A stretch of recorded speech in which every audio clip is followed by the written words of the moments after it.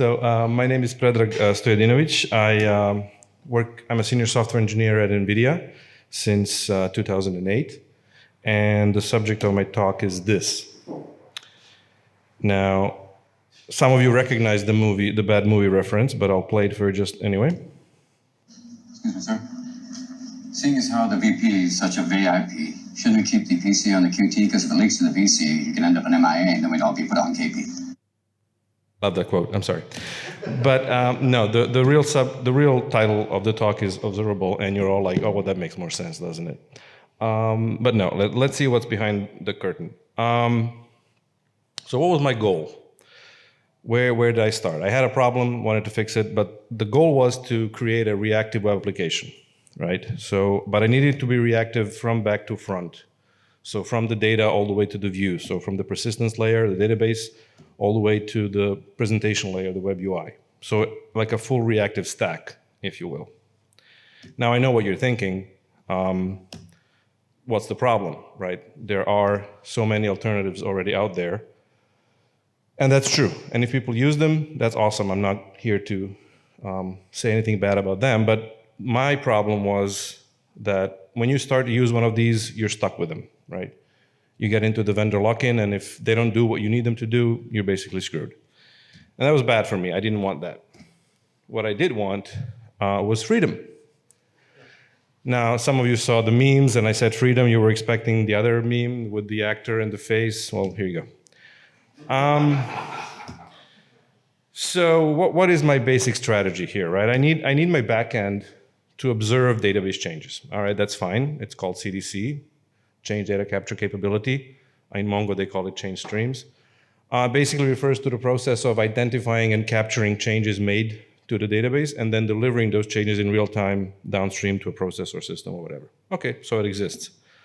Then I need my backend to push data to the client. Well, again, that's easy. WebSockets, and you push data. But I also need my clients to specify what data they care about. I didn't want to just mirror the database and have it on the client. I just wanted the clients to get information about the piece of data they care about. Well, again, if I'm using WebSockets, I just send a WebSocket message saying, this is what I care about. And I needed the whole thing to scale horizontally, which turns out to be easy if all of the above already works, and if I just separate the API to modify data on the side away from this, so it's like a circle. You modify in one highway and you get notified in the other. So what are the requirements? Well, I need a database with CDC capability. Turns out, not a big deal. Almost all major databases support that.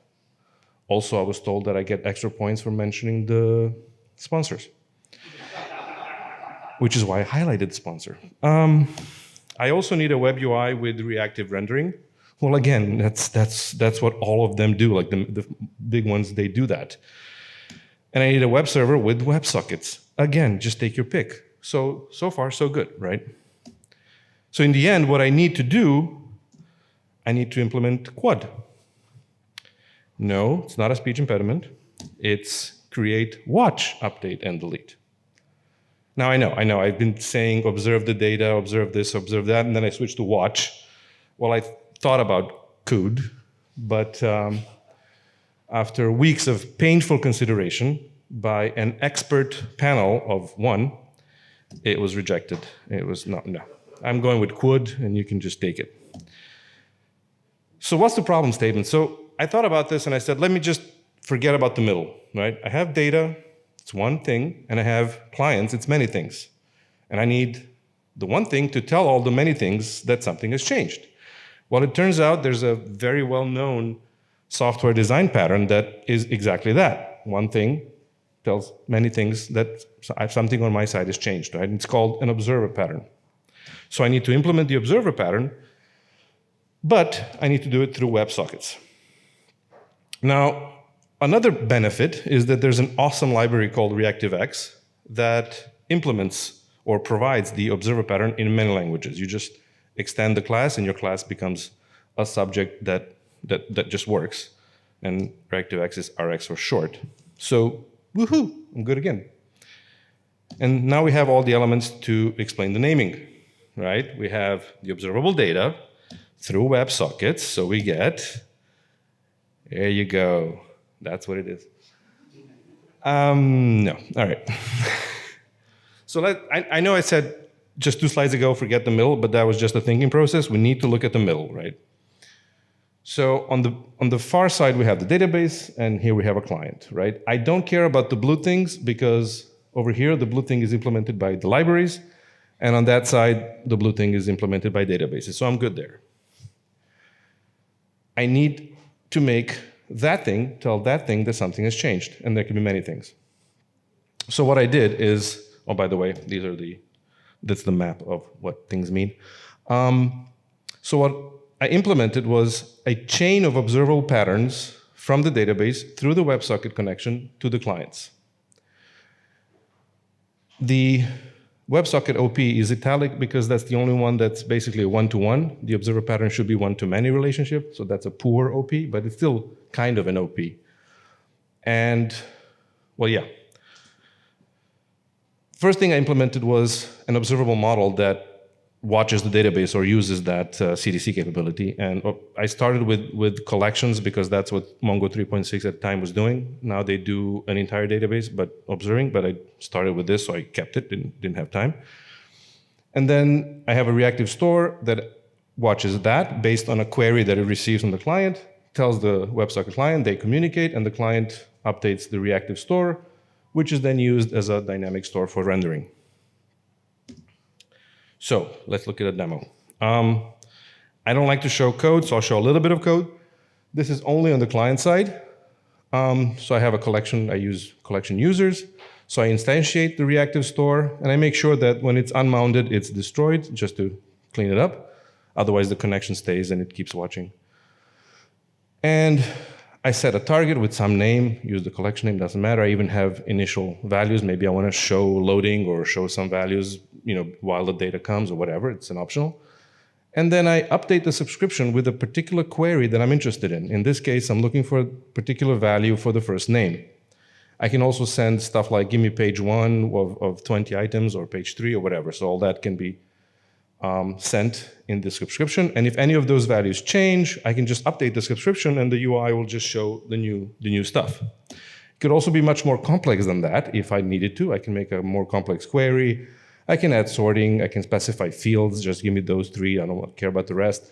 I can populate friends or a group and then populate the manager of the group, et cetera, et cetera. So basic Mongoose stuff here for MongoDB querying.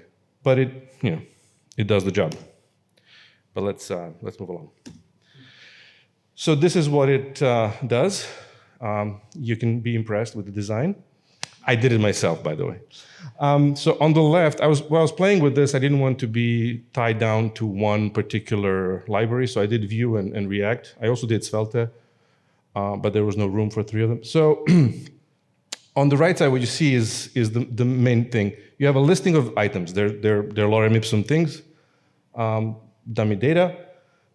Over here you have the selected one, the object, like all of the attributes, and below you have a list of versions of that object. So literally you have 3 different sections of the UI, each observing a different part of the database. In this case, it's the same collection, but it doesn't matter.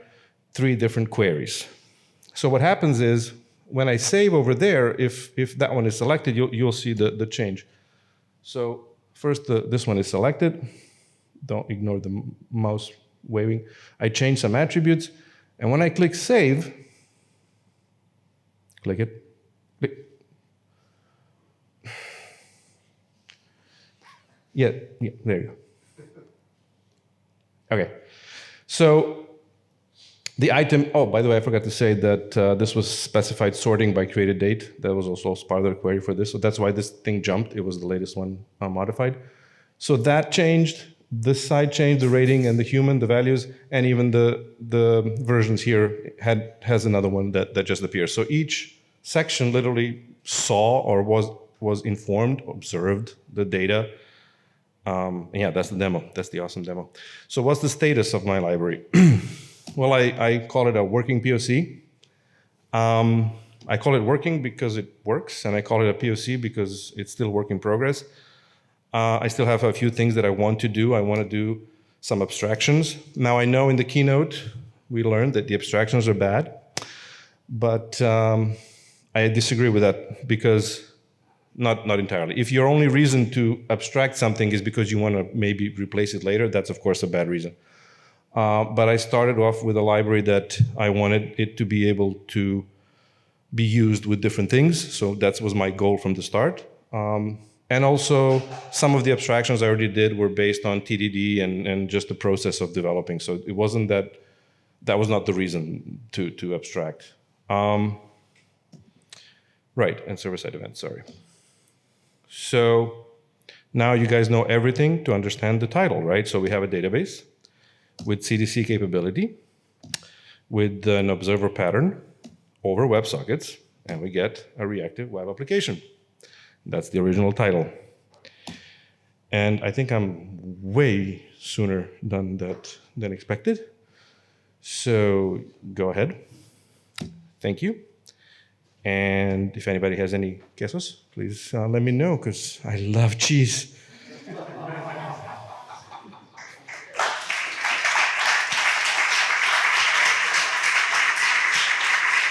Thank you.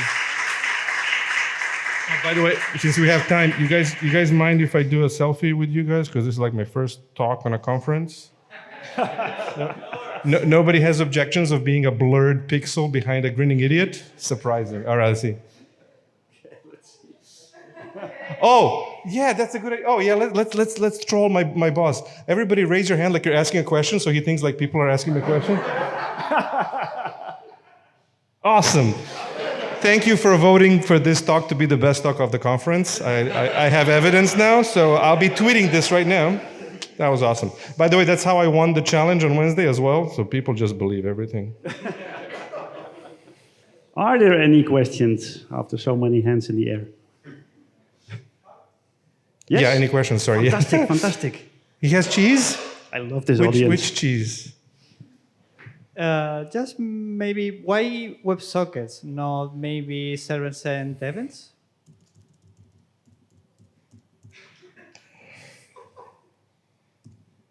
Well, yeah. That's planned. Were you the one telling me that on Wednesday? Because somebody told me about that on Wednesday. They had a mass, so I don't know if it was you. But yeah, I'll take a look into it. I think it's a good idea. Yeah. Okay. Like the Signal R library that I mentioned in one of the previous slides, they actually do WebSockets, server-side handling, and then another one, I think long polling, even just picking which one actually works, as not all browsers support all of them. So yeah, that's also a good idea. Thank you. By the way, I just tweeted you guys, so you can expect more things you voted for, not knowing. I'll think of something. Okay, any more questions? Please. Or cheese. There it is. Ah, yes. Okay, Oh, wait. you must be the most active person in asking questions.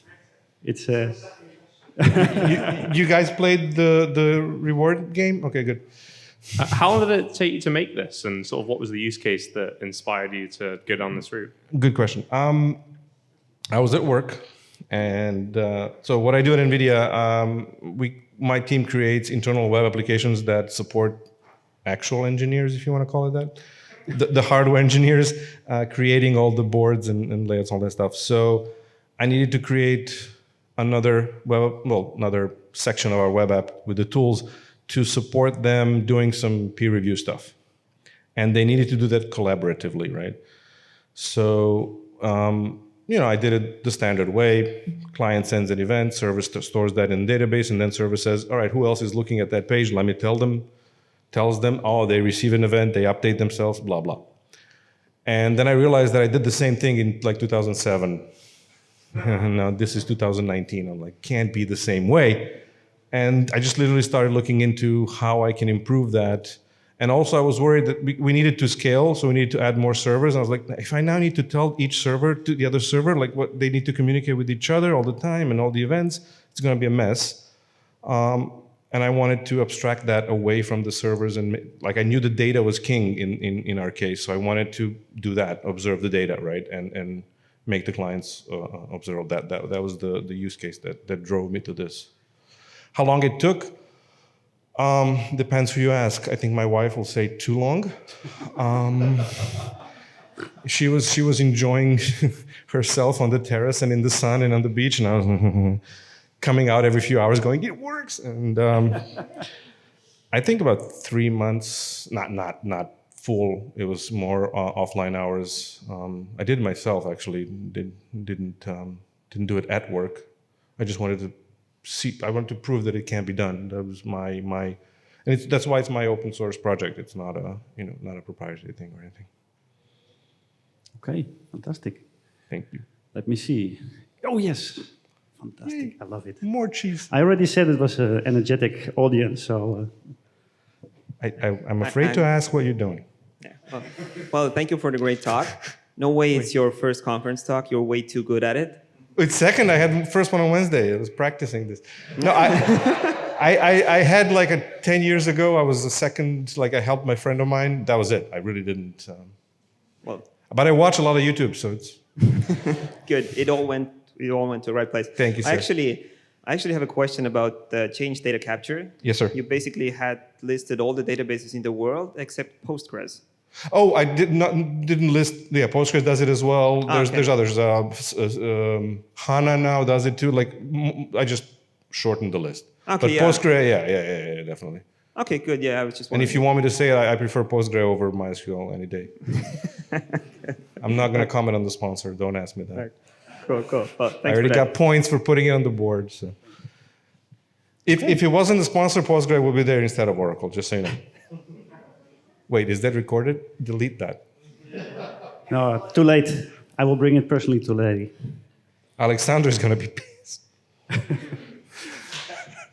Okay, any more questions or topics? Or cheese. Yes. Nobody has cheese. This is amazing. Every time there's someone else who wants to ask a question. Well, there's more people coming in. They'll have questions too. Like, who the hell is that guy? Where's the cheese? I heard it was in this room somewhere.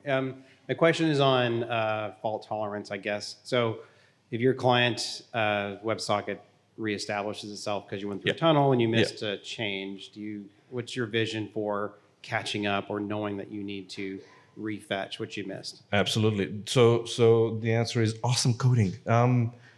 I'm actually that's a good question. It was a problem. So I'm using a library reconnecting WebSockets, one of the simple libraries. So it reconnects in case it loses the connection. But the good thing is, again, I'm blowing my own steam. When the connection is dropped, the subscription is destroyed. And when a new connection is reestablished, let's go to the meat. Where's the meat? Sorry. Wasn't prepared for the meat. Hold on. Right. So, what? Yeah, it's a video. It's a video. Oh, you didn't get it? Oh, you thought no, it's a video. I synchronized perfectly with my own video. It was good. The WebSocket client recognizes that the connection was reconnected and resends the subscription because actually the reactive store has all the criteria for the subscription and they communicate. So if the connection is dropped, it knows. And when the connection is restarted, it just go, oh, here was my subscription and gets the data back. It actually doesn't matter because as soon as it reconnects, it gets that data live, right? So data is always live. Exactly. It restarts the subscription. The server goes, okay. And the server, so for every subscription, this reactive store is generated, right? So if the connection was dropped and restarted, it's going to regenerate the store. The store is going to be destroyed, the first one. The second one will be regenerated and just we'll do it like if it's the first one, right? So we just get that data live at that moment, yeah. But I had that problem. That's a good question. Thank you. Yeah. Yeah, I mean, WebSocket tells you on error, on reconnect, and you just handle that, yeah. Thank you. Any new people? Do you have any cheese? Nobody has cheese. Yeah, that's a pity. It's a pity. Okay. More questions? Let me just play the video for him again because he didn't. No, that doesn't how it works. So it was not a live demo. Yeah, it's a video. Yeah, let's not bother people. It was live last year when I recorded it. I have a course on Udemy for it, but yeah, on how to create videos. I guess that's it. I'm off. Okay. If there are no more Thank you, questions. guys. Thank you, guys. Yeah.